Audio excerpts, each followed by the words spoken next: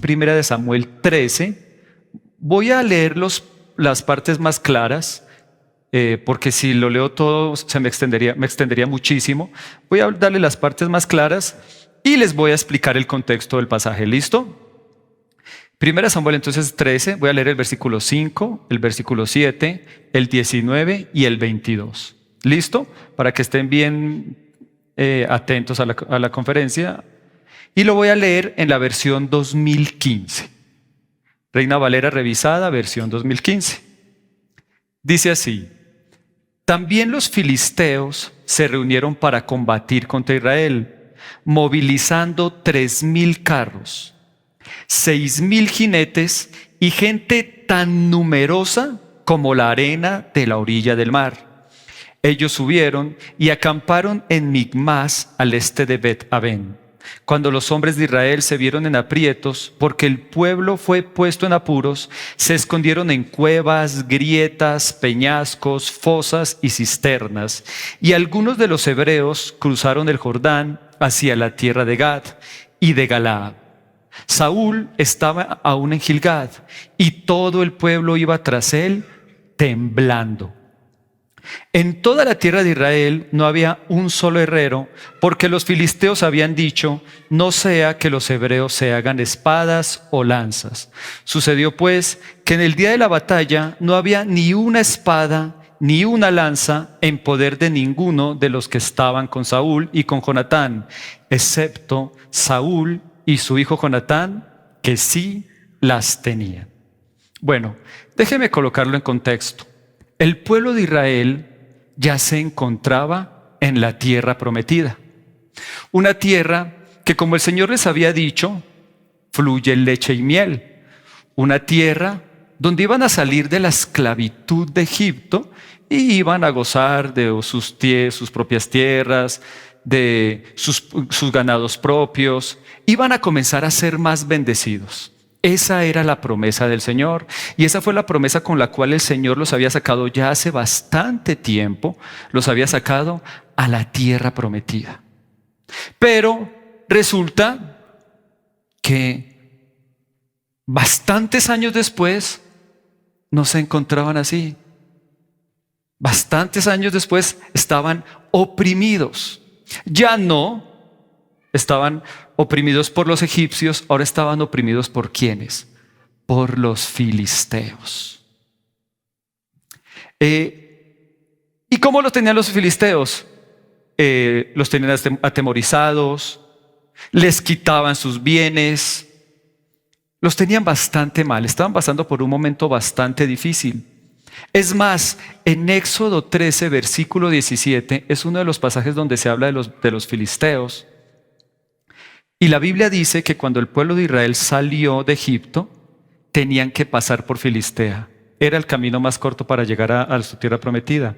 Pero el Señor les dijo: no, vayan por otro lado, porque los filisteos son hombres de guerra, dice el pasaje, y quizás ellos van a querer volver a Egipto. Entonces note algo bien interesante en lo que nos dice el Señor sobre los filisteos. Los filisteos tipifican al enemigo, tipifican a Satanás, que es nuestro adversario, el diablo. O sea que él sí está dispuesto ¿a qué? A pelear. Y él, como león rugiente, anda buscando a quien devorar. Y yo quiero que eso ustedes lo tengan claro. Él odia sobremanera a la humanidad, y muchos más cuando somos hijos de él.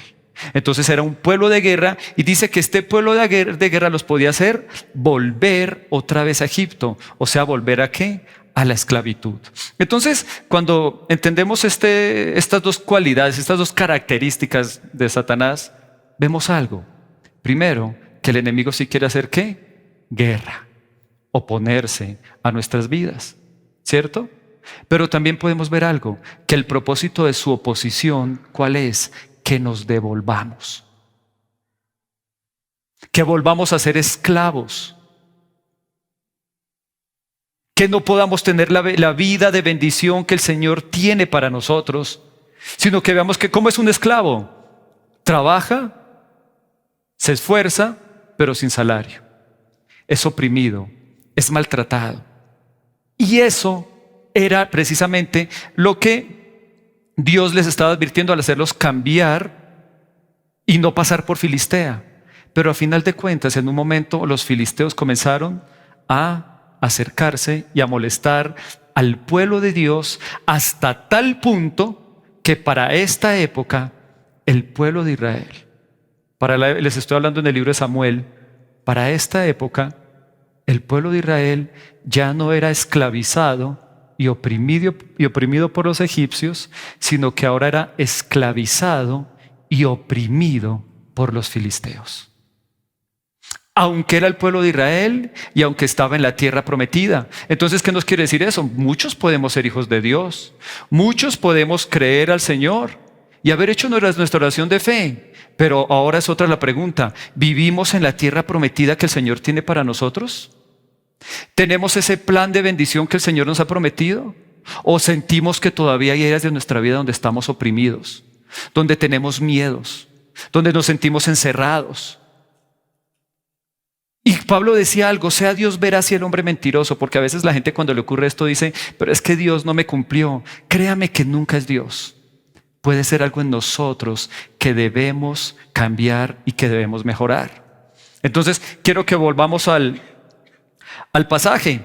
Dice aquí, cuando los hombres de Israel, vamos primero bueno, también los filisteos se reunieron para combatir contra Israel, movilizando 3,000 carros, 6,000 jinetes y gente tan numerosa como la orilla del mar.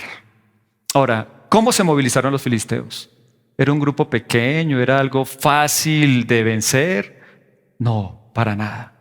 Note lo que dice este pasaje: 3,000 carros. Recuerde algo, para esta época los filisteos, bueno, me alargaría muchísimo, pero lo que es hoy Filistea, que la traducción Filistea, en esa época se nombraba Filistea, pero más adelante, sobre el 2006, el nombre que se le dio de acuerdo a la traducción de ese momento era Palestina. ¿Sí entiende eso? Filistea y Palestina es el mismo nombre, solo que con distinta traducción. Pero resulta que los filisteos de esa época no eran árabes. Entraron por Europa y tenían mucha más tecnología. Eran los únicos en esa época que dominaban el hierro, mientras que Israel a duras penas usaba el bronce. Entonces, obvio, tenían carros, tenían espadas, mientras que Israel tenía asadones en bronce. Tome usted una espada en hierro contra un asadón de bronce y ¿sabe qué va a pasar? ¿Cuál cree que se va a romper? El bronce. Entonces note que el enemigo se quiere hacer ver como alguien grande, como algo muy difícil para nosotros. Y es lo que a veces nosotros vemos en la sociedad, ¿cierto? Y el enemigo nos quiere atemorizar.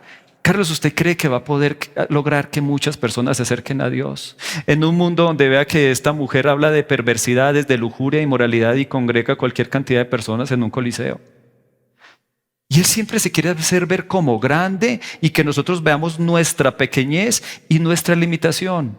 Hablo de mi caso como en el pastorado. Quizás su caso sea otro. ¿Y usted cree que Dios lo va a sanar de esa enfermedad si su abuelo, su tío, su tatarabuelo murieron de eso? Y la medicina dice que ni siquiera hay cura para eso. Cree que lo va a lograr. Y él siempre se quiere hacer ver grande. ¿Cómo se movilizó? Con 3,000 carros, 6,000 jinetes y gente tan numerosa como la arena de la orilla del mar. Ellos subieron y acamparon en Migmas, al este de Bedabén. Dice acá, cuando los hombres de Israel se vieron en aprietos porque el pueblo fue puesto en apuros, se escondieron en cuevas, grietas, peñascos, fosas y cisternas. Y algunos de los hebreos cruzaron el Jordán hacia la tierra de Gad y de Galaad. Saúl estaba en Gilgad y todo el pueblo iba tras él temblando. Esta parábola es bien interesante. Mire todo lo que dice acá. Dice aprietos, apuros y temblando. Así se encontraba el pueblo de Dios, en aprietos, en apuros y temblando.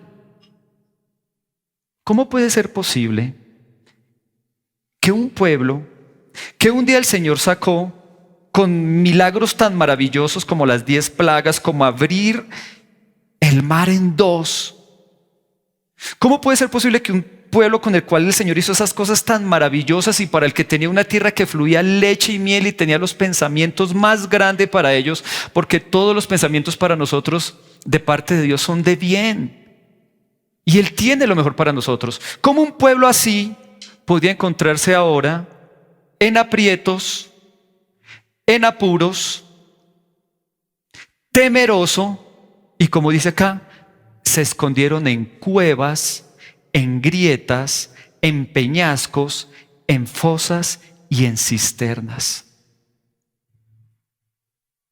¿Cree usted que ese era el plan de Dios con el pueblo de Israel? Para nada. Para nada. Ese no es el plan de Dios, ni para el pueblo de Israel, ni para nosotros, sus hijos. Eso no es lo que el Señor quiere, que quizás usted diga, pero Señor, si yo te conocí, ¿y por qué económicamente sigo tan apretado? ¿Por qué no veo la bendición? Señor, pero si yo te conocí y este tema de la salud, nada que se me quita y sigo luchando con esta enfermedad. Señor, yo te conocí y siguen siendo los mismos mis temores. Tengo las mismas dudas en cuanto a mi futuro, en cuanto a mi pareja, si mi esposo me va a ser fiel, si no me va a ser fiel, si vamos a durar o si vamos a fracasar en esta relación. ¿Por qué todas esas incertidumbres? ¿Por qué todos estos temores? Y el pueblo de Dios se encontraba en una cueva. Una cueva es un lugar húmedo y frío. Una cueva es un lugar oscuro. Así estaban ellos. ¿A quién le gusta estar en un lugar donde no puede ver con claridad? A nadie, ¿cierto? Y uno camina con un miedo de no pegarse por allá, que no se va a pegar en el dedito gordo del pie. Uno anda con un cuidado. A nadie le gusta la oscuridad. Y ellos estaban en un momento de oscuridad. Y a veces experimentamos momentos de oscuridad. No sé qué hacer. No tengo ni idea para dónde coger. No sé cuál es mi futuro. No sé qué decisión tomar. No tengo ni idea. Estaban en cuevas, también estaban en grietas y peñascos. Una grieta y un peñasco, ¿sabe qué son? Cosas pequeñas, cosas reducidas y cosas incómodas. ¿A cuántos de ustedes vivieron en una grieta? Así se encontraban ellos. Por causa del miedo que les tenían a los filisteos, habían hecho parte de su vida el vivir en grietas, en un lugar oscuro, reducido, incómodo. Y el enemigo quiere eso, que nuestra vida se reduzca en todos los aspectos. A él le fascina ver que nuestra vida se reduzca en nuestra salud, en nuestro hogar, en nuestras finanzas. Entre más apretados podamos estar, eso le fascina al enemigo. Recuerde que el pasaje es claro. ¿Por causa de quién estaba el pueblo de Israel en grietas, en cuevas y todo esto? Por causa de los filisteos y por causa de cómo los filisteos se demostraban ante los israelitas. Nosotros somos demasiado grandes y demasiado poderosos para ustedes, así que es mejor que se escondan. Y ellos se habían acostumbrado a vivir así, en lugares oscuros, húmedos, fríos, como una cueva, en grietas, lugares reducidos, lugares incómodos, peñascos. ¿Sabe qué es un peñasco? Un peñasco es un lugar donde se puede resbalar y se puede caer con facilidad. Un peñasco, ¿qué quiere decir? Que vamos a encontrarnos en nuestra vida en situaciones de riesgo, en situaciones peligrosas. Así estaban viviendo chévere los israelitas, ¿no? Bonitas las casas de los israelitas, ¿cierto? ¿Tú dónde vives? No, yo en una cueva. Y tú, no, yo en una grieta. Ay, y tú, no, pues en un peñasco. Y sigamos. Fosas y cisternas. Las cisternas en ese tiempo se usaban muchísimo para echar ¿qué? El excremento. Esas eran las hermosas viviendas del pueblo de Dios. Las hermosas viviendas de la tierra prometida. Pero como les decía, no era el Señor. El problema no era Dios. Entonces, ¿cuál era el problema? Porque una nación a la que Dios le había prometido una tierra que fluye leche y miel, que iba a ser librada de la opresión del enemigo, ¿por qué de repente se encuentran oprimidos de nuevo? ¿Y leche y miel? Por ningún lado. ¿Por qué ocurre eso? ¿Por qué el pueblo de Dios se encontraba en una situación tan precaria? El pasaje no lo responde. Veamos el versículo 19. En toda la tierra de Israel no había un solo herrero, porque los filisteos habían dicho: no sea que los hebreos se hagan espadas o lanzas. ¿Cuál era el problema? A ver, ¿quién me puede decir cuál era el problema? ¿A quién le puedo preguntar? ¿Quién levanta la manito? Dime. ¿Por provocarlos? Para no provocarlos. Bueno, bien. ¿Qué más? ¿Qué creen?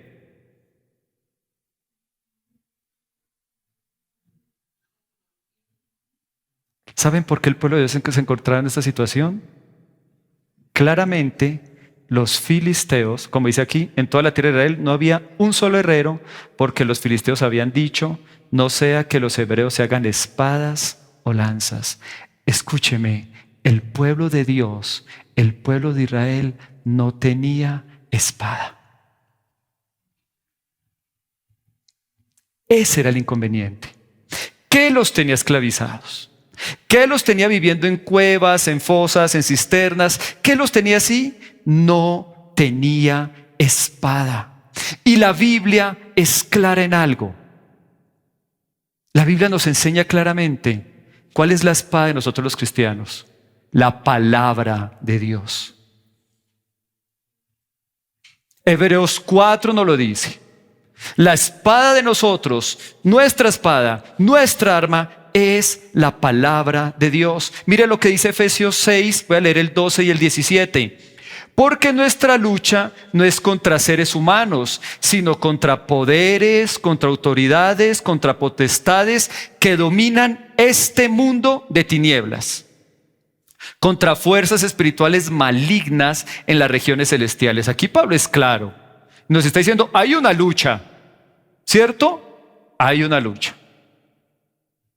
¿Esta lucha contra quién es? Contra poderes, ¿se acuerdan? Carros, caballos, autoridades, potestades que dominan este mundo de tinieblas, con fuerzas espirituales que son ¿qué? Malignas. ¿Qué querían los filisteos con Israel? Tenerlo lo mejor posible. ¿Qué quiere el enemigo? Lo mismo.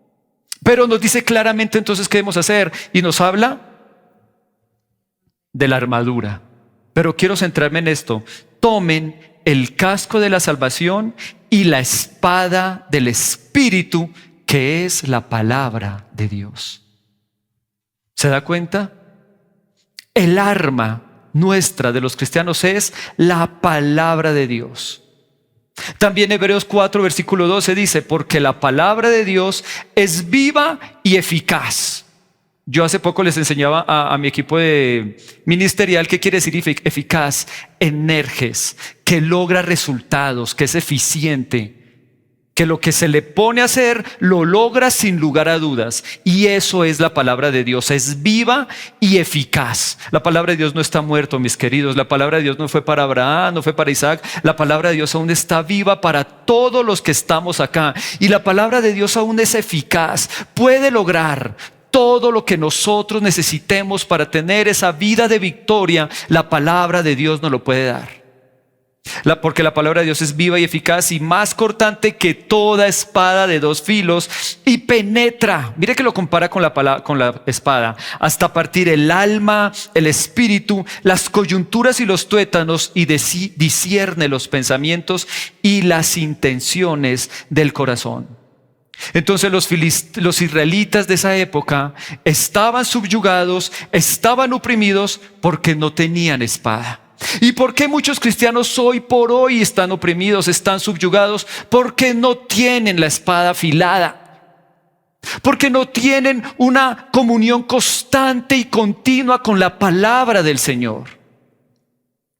Yo ayer hablaba con una persona que tristemente hoy no está acá, que cada vez que me encuentro con él me cuenta todas sus penas, todas sus luchas, y parece, ¿se acuerda Pablo Remalas? ¿Usted nunca vio a ese señor?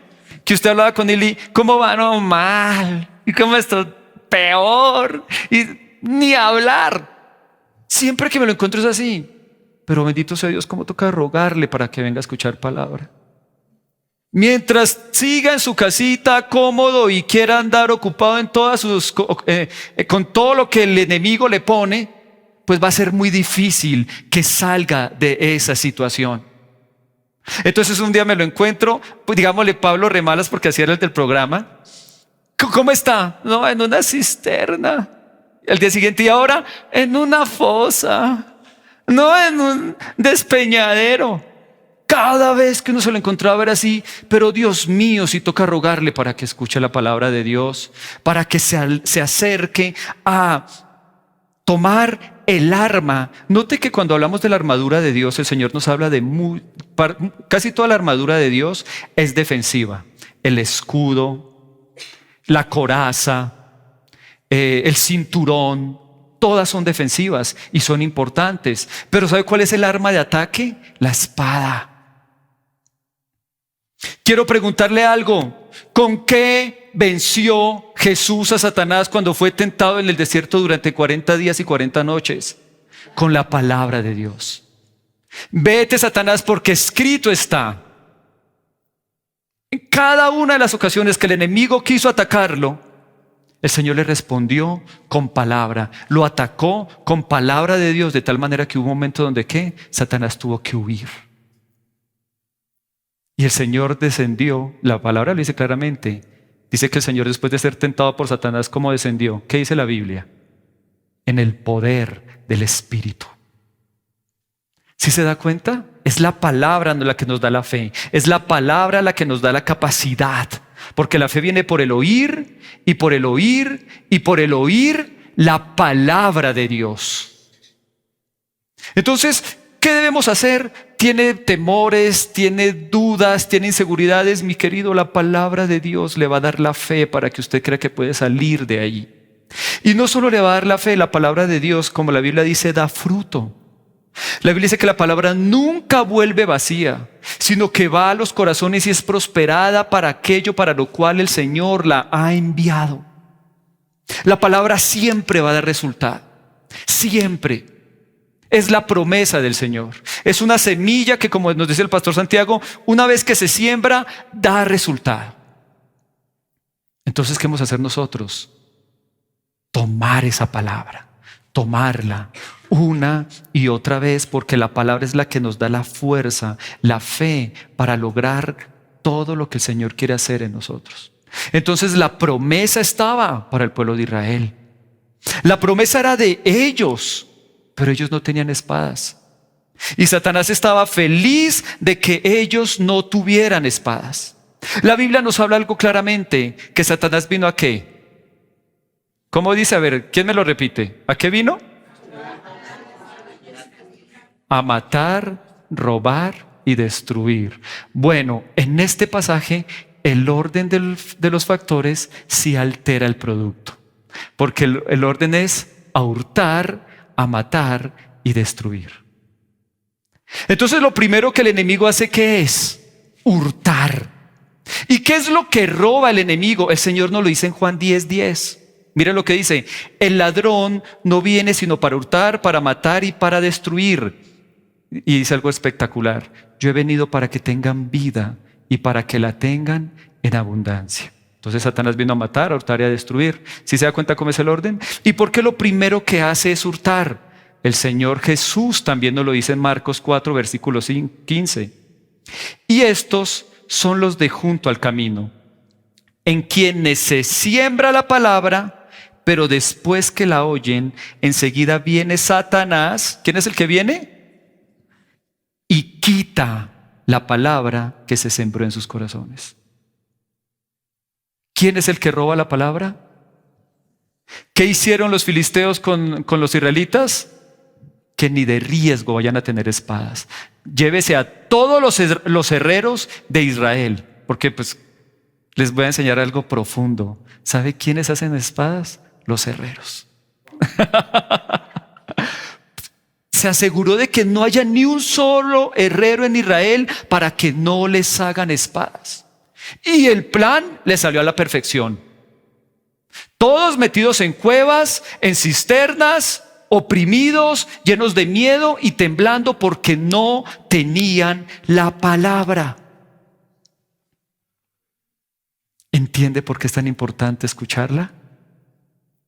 ¿Por qué es tan importante acercarse al Señor y continuamente estar escuchando?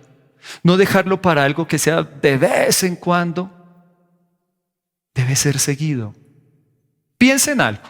Piense que usted diga, no, yo voy a comer hoy. Ay, de pronto mi próxima comida será por ahí en mes y medio, un mes. Es más, se la pongo hasta más cortica. Mi próxima comida será por ahí en 15 días. ¿Quién podría hacer eso? Pero a veces lo hacemos espiritualmente y con algo que es más poderoso, nos da más beneficio y nos ayuda más aún que el alimento natural, la palabra de Dios. Ay, bueno, yo ya escuché el sermón este domingo, volveré por ahí en 3 meses si Dios lo permite, a ver si me escucho otra charlita ahí como. No. ¿Y sabe quién es el más feliz con esta postura cuando nosotros tomamos y abrazamos esta postura de a veces congregarnos, de a veces escuchar palabra? Es el enemigo. Aquí eran los filisteos los que estaban felices porque el pueblo de Israel no tenía espada. Y él vino a hurtar. Y después de que hurta, ¿qué hurta? La palabra, ahí sí puede matar y destruir. Para los filisteos no fue nada difícil que el pueblo de Israel terminara viviendo en cisternas, en fosas, en peñascos. No fue difícil después de que le quitaron a los herreros y les quitaron la palabra.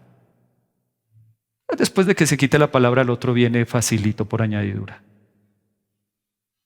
Entonces, ¿qué es lo importante, mis queridos? Guardemos la palabra. Ame la palabra. Como le dije, la fe viene por el oír y por el oír. En el en el griego, quiere decir la fe viene por el oír y por el oír y por el oír y por el oír. Está en presente continuo. ¿Sabe qué quiere decir presente continuo? No deje de hacerlo. No deje de hacerlo. No deje de oír y de oír y de oír la palabra del Señor.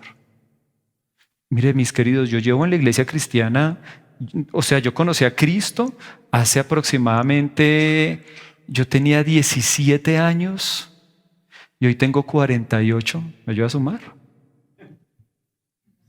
31 años. Hace 31 años conozco al Señor. Amo su palabra, pero todavía cuando me siento a leerla, siempre el enemigo busca que algo pase para que no la lea. Ocúpese en esto, ocúpese en lo otro, la niña lo necesita, esto y esto y esto y esto. Y yo he aprendido a priorizo en mi Señor. Y uno tiene que aprender a ponerse puntos y principios. Entonces, ¿qué hago yo? No, yo ni medio miro ese celular si primero no oré y no leí. Y en los martes es la reunión con mi pastor John Romig, allá en la 127 con autopista. Y en esa época hace muy poco vivía yo en Ciudad Montes. Calcule cuánto tiempo se me va. Pero siempre estaba allá, escuchando la palabra, y es un bálsamo para mis oídos. Y me da la fuerza y me da la fe. Pero si algo debemos hacer es no permita que el enemigo le robe la palabra. Porque cuando le roba la palabra, le está robando la bendición.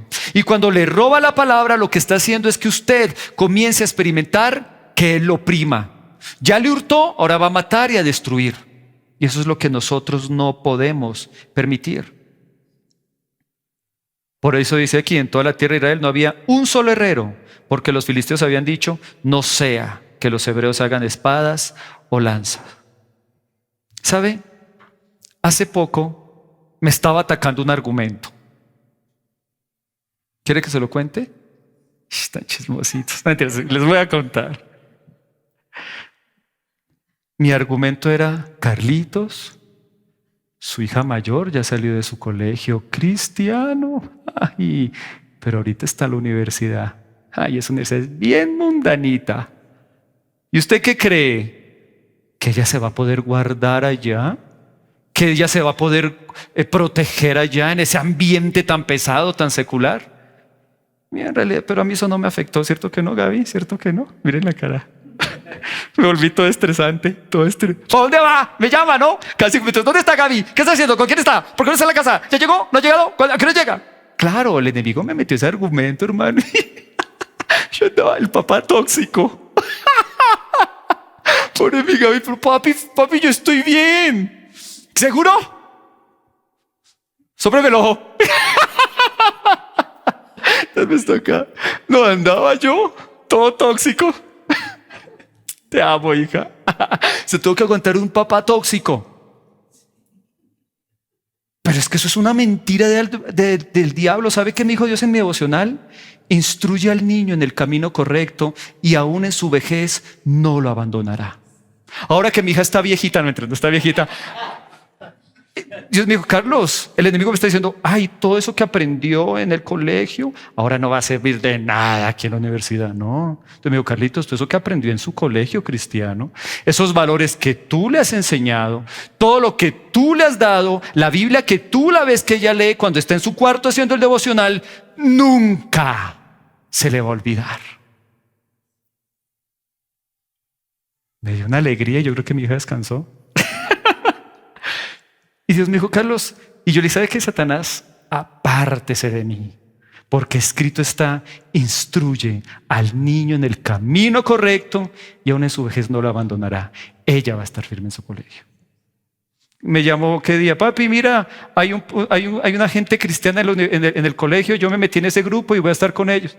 Ni siquiera yo le dije que lo hiciera, por voluntad propia. Ya son sus principios. Y se reúnen, ¿no?, una vez al mes de varias universidades, de los Andes. Se encontró hasta con amigos, compañeros del colegio.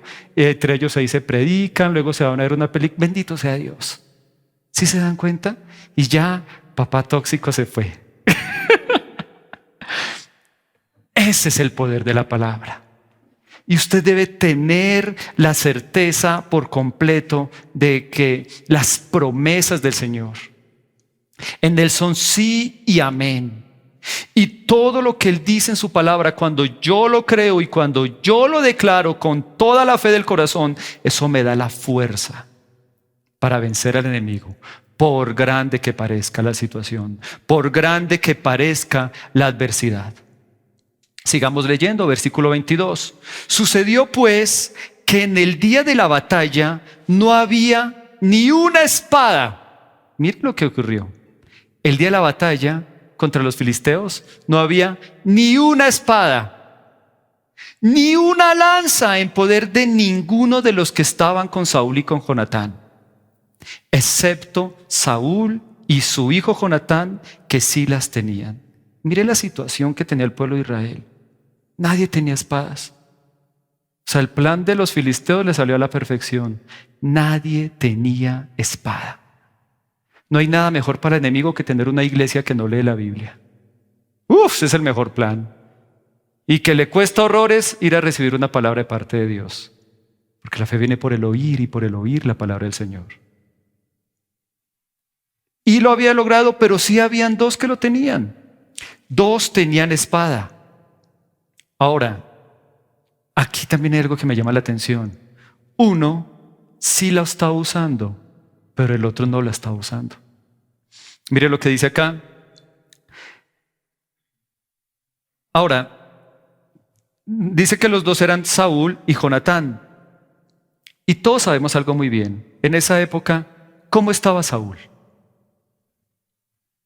Saúl no estaba pasando por un buen momento. Ustedes estuvieron en un seminario, ustedes tienen un doctorado en el libro de Samuel, ¿sí o no? Para esta época ya le habían dicho a Saúl que era rechazado como rey. Ya Saúl no estaba bien con Samuel. Así se encontraba él. Y todos sabemos muy bien que en esta época, ¿quién sí tenía su espada bien afilada y era el que tenía su oído sensible a la voz de Dios? ¿Quién? Jonatán. Para este momento, todavía David no había entrado en escena, pero para este momento, Saúl no estaba bien con Dios. Y en este momento el que todos creían que debía ser el rey era Jonatán. Él sí tenía su espada afilada. Él estaba bien cerquita de Dios, bien pegadito de Dios. De tal manera que mire lo que dice acá. ¿Por qué Jonatán sí lo usó? Cierto día, Jonatán, hijo de Saúl, sin decirle nada a su padre, ordenó a su escudero: ven acá, vamos a cruzar al otro lado donde está el destacamento de los filisteos. Note algo. ¿Qué quería hacer Jonatán? Ir y usar la espada. Vamos a donde los filisteos. Vamos y peleemos con ellos. ¿Por qué cree que no le dijo nada a su padre? Pues, papá tenía toda la incredulidad del mundo, no lo iba a dejar ir a la guerra. De tal manera que ¿sabe qué hizo él? Yo sí voy a ir con mi espada, pero como mi papá no está bien con Dios, mi papá no me sirve, pero la espadita sí. Y agarró la espada de su papá y se la llevó. ¿Y sabe a quién le dio la espada? A su escudero. Vamos y peleemos contra los filisteos. Vamos a cruzar al otro lado. Él sí tenía la espada bien afilada y lista para pelear. Ahora quiero que usted entienda algo. Él se encontraba en la misma posición de todos los israelitas, frente a un ejército muy grande, numeroso y que eran mucho más expertos en guerra que él. Pero él tenía algo que era su seguridad y era su espada. Ahora miremos a Saúl. Saúl estaba a las afueras de Gibeá, bajo un granado en Micrón. Ahora recuerde que siempre cuando están bajo un árbol, esto es señal de ¿qué? Comodidad. Estaba muy tranquilo, estaba muy cómodo y dice que a las afueras de Gibeá, o sea que la batalla estaba acá en Gibeá, pero él estaba al otro lado. Estaba evitando ir a la batalla. Cero fe y para nada quería usar su espada. Y tenía con él unos 600 hombres. El efod lo llevaba Ahías, hijo de Ahitob, que era hermano de Icabod, el hijo de Finés y nieto de Elí, sacerdote del Señor en Silo. ¿Qué tal ese combo? ¿Cómo le parece el combo? Saúl, rechazado por Dios. El rey, rechazado por Dios. Con el hijo de Elí, la generación rechazada por Dios. Tanto Saúl como ellos se dedicaron a darle la espalda al Señor. Y estaban bien lejos de donde podía estar la batalla. No querían ir a la guerra. Saúl se estaba alejando de la batalla, Saúl estaba escondido y como ya leímos antes, estaba ¿qué? Atemorizado, porque la Biblia dice que yo les leí que tanto Saúl como sus 600 hombres estaban ¿cómo? Atemorizados. Un rey apartado de Dios y un sacerdote apartado de Dios. Qué combo tan bueno, ¿sí o no? No podían conquistar nada los dos, ninguno de los dos. Sigamos con la lectura. 1 Samuel 14, del 4 al 5. Y entre los filisteos, por donde Jonatán procuraba pasar a la guarnición de los filisteos, y entre los desfiladeros, por donde Jonatán procuraba pasar a la guarnición de los filisteos, había un peñasco agudo de un lado y del otro lado. El uno se llamaba Bosés y el otro Cené. Uno de los peñascos estaba situado al norte hacia Migmas y el otro al sur hacia Gabá. Ahora yo quiero que veamos unas imágenes, por favor, sobre dónde se encontraba Jonatán. Coloquemos la primera imagen, por favor. Esta es imagen de Israel. Y esta es precisamente la imagen de los peñascos donde se encontraba. Uno se llamaba Bosés y el otro se llamaba Cené. ¿Cómo les parece ese peñasco? ¿Ah? ¿Facilito de escalar? ¿Sabe dónde estaba Jonatán? Abajo. ¿Sabe dónde estaban los filisteos? Arriba. Y todos los que sabemos algo sobre guerra, sabemos que siempre la mejor posición para tener una victoria, ¿cuál es? Arriba. Pero mire la actitud de él. Dijo, vamos, subamos. Jonatán dijo, vayamos, y Dios nos va a dar el respaldo. Ahora quiero que veamos la otra imagen para que lo podamos entender muy bien. La siguiente imagen. Aquí están los dos peñascos, uno y el otro. El que vemos acá era donde estaban los israelitas. Pero para ese momento los israelitas Jonatán ya no estaba ahí. Jonatán ya había descendido, porque era necesario descender para ir hacia donde los filisteos. Estaba en el lugar más bajo y estaba a punto de enfrentar, escúcheme muy bien, dice, recuerden que tenían carros, caballos, jinetes, más de 30,000 hombres, o sea, era un tema nada fácil, nada fácil. Ahora, esto es muy importante y yo se los he enseñado en muchas ocasiones. El Señor no nos promete que no tendremos dificultades. ¿Escucha lo que le acabo de decir? Él no nos promete que no tendremos dificultades. Él no nos promete que tendremos retos. Lo que sí nos promete es que con el poder de su bendita palabra saldremos en victoria de cualquier dificultad y de cualquier reto que podamos tener. ¿Ustedes lo creen? Así es. Por eso Jesús dijo, en el mundo tendréis aflicción, pero confiad, yo he vencido al mundo. Y Jesús es ¿qué? La palabra de Dios hecha carne, el verbo de Dios, la palabra en acción. Él no lo promete, en el mundo van a tener dificultades, pero yo he vencido al mundo. Y Jonatán lo sabía. Jonatán era un guerrero. Estamos en desventaja, pero yo sé quién está conmigo. Estamos en desventaja, pero tengo mi espada bien afilada. La Biblia lo dice, aunque pases por los ríos, ¿qué dice? Por los mares, no te ahogarás. Aunque pases por el fuego, no te quemarás. Si se da cuenta, el Señor no quita la dificultad, pero sí nos asegura que vamos a tener victoria en medio de la dificultad. ¿Por qué le digo esto? Porque quiero que usted hoy entienda que quizás usted está pasando por un momento difícil. No sé en qué área de su vida, salud, finanzas, hogar, retos que usted está sintiendo que son muy grandes. Yo le voy a decir una cosa: tenga fe. Y así se vean grandes esos retos, no se deje amilanar por la dificultad. Crea que el Señor está con usted. Y si el Señor está con usted, Él le va a dar la victoria. Dice luego acá, entonces Jonatán dijo a su escudero, ya vieron la imagen, ¿no? Tremendo despeñadero. Entonces Jonatán dijo a su escudero, ven, pasemos al destacamento de los incircuncisos. Quizás el Señor haga algo por medio de nosotros, porque nada impide al Señor salvar con muchos o con pocos. Su escudero le respondió, haz todo lo que está en tu corazón. Ve, he aquí que yo estoy contigo a tu disposición. Me llama la atención algo. Mire lo que dice Jonatán. Ven, pasemos al destacamento de esos incircuncisos. ¿Sabe qué quiere decir eso? Se lo voy a explicar.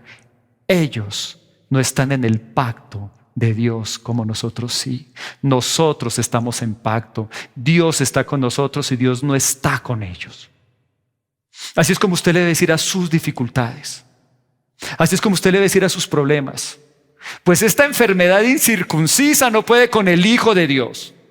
En esa época recordemos que era por medio, la circuncisión era del cuerpo, pero la Biblia nos dice que ahora nosotros tenemos una circuncisión que es ¿cuál? La del corazón. ¿Qué quiere decir eso? Que cuando creímos en Cristo nacimos de nuevo y el corazón de piedra fue quitado como una circuncisión y ahora tenemos un corazón de carne sensible a Dios y tenemos un nuevo pacto, que es el pacto con Cristo. Y ese quiere decir que Dios está con nosotros, que Cristo está a nuestro favor, que Él está para ayudarnos. Y eso fue lo que dijo Jonatán. Vamos, pasemos al destacamento de esos incircuncisos. Ellos no tienen la protección de Dios. Ellos no están bajo el pacto con Dios. Nosotros sí.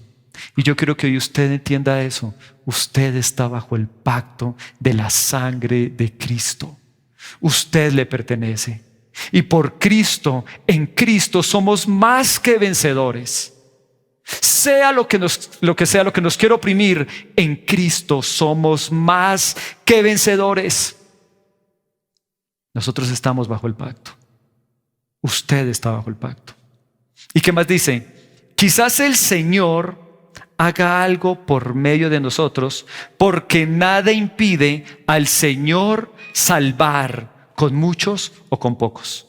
Aquí hay algo bien interesante. ¿Sabe que la palabra que utiliza aquí para Señor en el original, su mejor traducción es el Dios de los pactos? ¿Sabe qué les está diciendo? Ellos no están en pacto, nosotros estamos con el Dios del pacto. Y el Señor cumple sus pactos. Él es fiel. Y dice, porque nadie impide al Señor salvar. Esta frase en el hebreo original es algo espectacular. ¿Sabe cómo dice en el original? Al Dios de los pactos, Yeshua. Oh, qué frase tan maravillosa.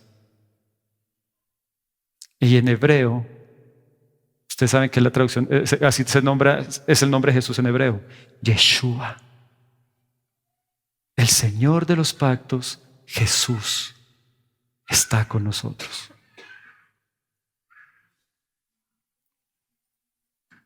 Para el primer pacto tenía que haber derramamiento de sangre, claro que sí. Para el segundo pacto también hubo derramamiento de sangre. Y por medio de esa sangre nosotros gozamos del respaldo del Señor, de protección, de provisión. Y todos sabemos lo que la palabra salvación en el original es. Yeshua, pero que es una salvación del todo integral. Restauración, sanidad, prosperidad, perdón, armonía. Todo eso lo tenemos en Jesús. ¿Se da cuenta que tenía bien afilada la espada Jonatán? Mientras que Saúl estaba por allá lleno de miedo, Jonatán sabía, el Señor está conmigo. Y el Señor que Yeshua, que salva, está a mi favor. Y Él me va a ayudar. Y dice acá, y que el hijo de su escudero, haz todo lo que está en tu corazón. He aquí que yo estoy contigo. Ay, me gusta esta parte, dice, porque nada impide al Señor salvar con muchos o con pocos. Yo quiero que usted entienda algo. Cuando usted sabe quién está a su favor, con Dios siempre somos mayoría. ¿Sí entendió lo que le dije? Con Dios siempre somos mayoría. Por eso él dijo, sean muchos, sean pocos, no importa. Después de que el Señor esté conmigo, todo va a estar bien. Leamos el versículo 13. Jonatán subió trepando con sus manos y sus pies. ¿Fácil? Para nada, ¿no? Imagínese cómo hacía, con una espada en su mano y con la otra trepaba, y con sus pies y con la otra mano no soltaba la espada. Jonatán subió trepando con sus manos y sus pies, y tras él su escudero. Los filisteos caían delante de Jonatán, y su escudero los remataba detrás de él, por eso él tenía la otra espada. Este fue el primer ataque en el que Jonatán y su escudero mataron a unos 20 hombres en un espacio reducido de tierra. Entonces hubo pánico en el campamento, en el campo y entre toda la gente. Los del destacamento y también los destructores temblaron y la tierra se sacudió, pues hubo gran pánico. Yo quiero que usted hoy entienda algo. ¿Cómo subió David? Jonatán, ¿era fácil? Dice que con una mano y con los pies iba trepando y con la espada iba matando a los que podía y lo estaba haciendo muy bien, muy bien.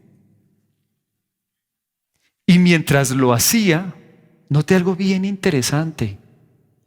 La tierra tembló. ¿Quiénes tenían mayor facilidad de ganar? ¿Y qué hizo Dios para poner todo como debe ser? Comenzó a temblar. Hoy yo le voy a decir una cosa. Cuando usted va con la espada de la palabra, el Señor siempre respalda su palabra. Y Él lo va a ayudar. Jonatán hizo lo natural, Dios hizo lo sobrenatural porque Jonatán creyó en su palabra. Crea en la palabra del Señor. Aférrese a ella. Hágalo con todo el corazón y con toda la fe del mundo. Si siente que le falta la fe, vuelva y lea una y otra vez la palabra del Señor. ¿Sabe? En mi vida todo tiene que ver con la palabra del Señor. Cuando por allá me metí con una niña que el Señor me dijo que no es para ti, yo se los conté el jueves. El Señor me prometió que me tenía mi ayuda idónea y aquí está. Cuando tenía un problema en mi corazón y me dijeron que era un prolapso y que tenía que olvidarme el ejercicio, el Señor me dijo en su palabra, ciertamente Él llevó mis enfermedades y mis dolencias y por su llaga yo he sido sanado y estoy sanado. Cuando uno toma la palabra y uno cree en sus promesas, el Señor respalda y Él hace que tiemble la tierra, pero Él se pone a favor de nosotros. El punto es que la tierra comenzó a temblar. Note que Jonatán hizo lo que pudo, mató 20, pero el temblor hizo que los filisteos se atacaran entre ellos mismos y comenzaron a pelear y se mataron entre ellos mismos. ¿Quién dio la victoria? El Señor. Él es fiel todo el tiempo. Pero lo único que debemos hacer, mis queridos, es tomar la palabra del Señor. Y cuando usted se llena de la palabra del Señor, sabe, la palabra hace algo maravilloso. Lo lleva a usted a entender quién es Dios y lo que Dios puede hacer en su vida. ¿Y sabe cómo se llama eso? Honra. Eso es honra. Yo quiero que veamos una traducción. Yo tengo ahí la palabra honra, fue el primer imagen que les envié. Yo quiero que ustedes hoy entiendan qué quiere decir gloria, porque esto es muy importante. ¿Por qué es tan importante? Gloria en el original es doxa. La palabra doxa originalmente, mire lo que la palabra doxa es originalmente: una opinión o concepto al cual uno está asido. ¿Me está entendiendo hasta aquí? Es la opinión que yo tengo de algo. Vamos a la charla del pastor Santiago Sáenz. ¿Por qué Abraham se apuró tanto en atender al Señor tan bien como lo pudo hacer? Porque tenía la opinión bien clara de quién era Dios. Sabía que era el Todopoderoso. Él lo sabía muy bien, pero note que es la opinión o concepto del cual yo estoy asido. Vamos a lo que les estoy enseñando hoy. ¿Por qué Saúl estaba temblando? ¿Por qué Saúl se estaba escondiendo y le estaba huyendo a la guerra? ¿Y por qué Jonatán sí estaba listo para la guerra? ¿Cuál era la opinión de Saúl frente a Dios?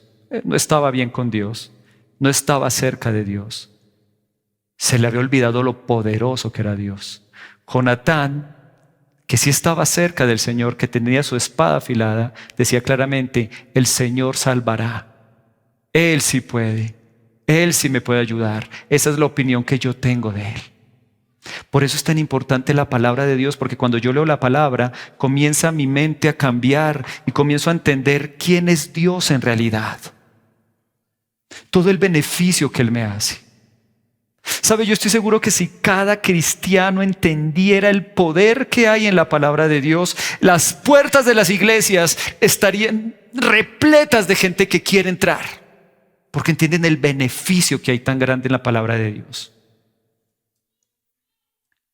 pero es la opinión que nosotros nos hacemos. ¿Se da cuenta? Entonces, una cosa muy distinta era lo que pensaba Saúl de Dios. No, Dios no va a poder con esta, Dios no nos va a sacar de esta, mejor escondámonos lo más que podamos. Y el miedo de Saúl, como nos enseñaba el pastor Santiago, era el miedo que tenían los 600 que estaban con él. Pero la opinión de Jonatán era otra muy distinta. Él es el Señor que salva. Recuerda que yo le enseñé la semana pasada qué quería decir, el jueves le enseñé qué quiere decir Señor, ¿no? El Todopoderoso. Yo quiero leérselo. Deme un segundito porque tengo que volver a la conferencia de la semana pasada, del jueves. Honrar bendice. ¿Sí se conectaron? ¿Cuántos se conectaron el jueves? Levanten la mano los que se conectaron. El jueves hay palabra de Dios y desde la comodidad de su casa. Yo lo motivo a que se conecte. ¿Sabe qué quiere decir la palabra Señor? Curios, supremo en autoridad, quien tiene el control, soberano, ungido, dueño, Cristo. Eso quiere decir el Señor. Entonces, ¿qué fue lo que dijo Jonatán? El Señor, el supremo en autoridad, por encima de él no hay nadie, el que tiene el control de todo, el ungido, el soberano, el poderoso, que está con nosotros y no con ellos porque son incircuncisos, nos va a acompañar. Entonces, ¿sí me estoy haciendo entender qué es la honra? Por eso es importante escuchar palabra de Dios, porque es la palabra de Dios la que nos da fe. Como yo le decía cuando a mí me dijo el doctor, Carlos, usted tiene un prolapso en su corazón. Y yo le decía, bueno, pero eso no es grave, ¿cierto, doctor? Una bobadita. Me dijo, déjeme explicarle. Prolapso es que la labor del corazón es palpitar. Y prolapso quiere decir que no palpita bien. Era serio. De inmediato yo me veía todo enfermo, así todo blanco, lleno de cables. Pero comencé a acercarme a la palabra, a leer la palabra, a creer en la promesa que el Señor me había dado, que por su llaga Él me había sanado. Y la palabra comienza a tomar poder, de tal manera que cuando fui a la cirugía, yo no había prolapso.